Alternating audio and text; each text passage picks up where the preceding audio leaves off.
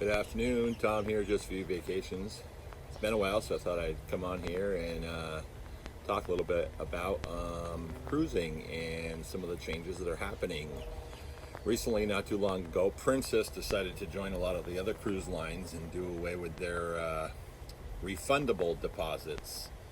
So what they do is their base rate is a non-refundable deposit.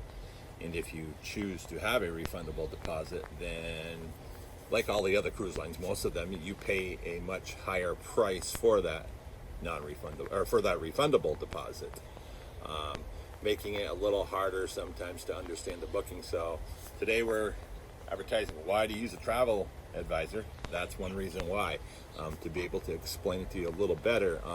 In Princess's case, what's deceiving is when you get your confirmation after you book it, there's nothing on there that says, unless you really look in depth and figure it out, which most people can't, which ends up a lot of our clients have to call us back and ask us what's going on. Why doesn't it say that on here? Is the spot where it normally shows the penalties, just above it, it's in red and it says non-refundable deposits are not for this voyage. However, that's not true because refundable deposits are. So if you book a refundable, it still has that red highlighted area there making you think you have a non-refundable deposit. So the easiest way to find that is to scroll down a little on that bill there and look at it where it says penalties, where it has the days out, the penalties. And the first penalty is generally 25%. And if you have a non-refundable deposit, it's going to say the current date and it's going to show you the fee.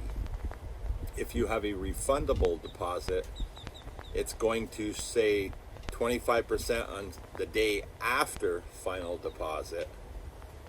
And then right there, you will notice that there's a penalty. But if it's not refundable, it'll show the current day.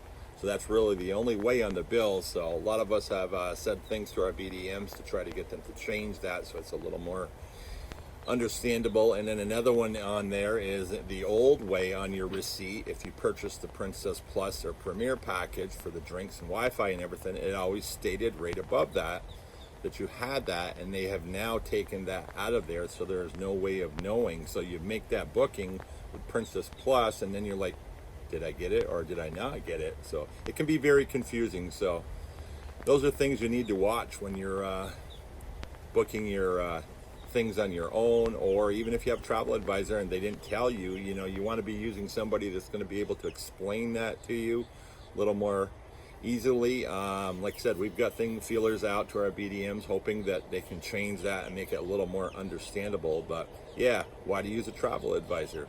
That's one good reason right there. So if you're cruising, especially Princess, a lot of them, like I said, offer the refundable, but a much higher rate. They're basically building in that fee for you to have that refundable deposit. So, hey, JustForYouVacations.com. If you're looking for a cruise, give us a shout.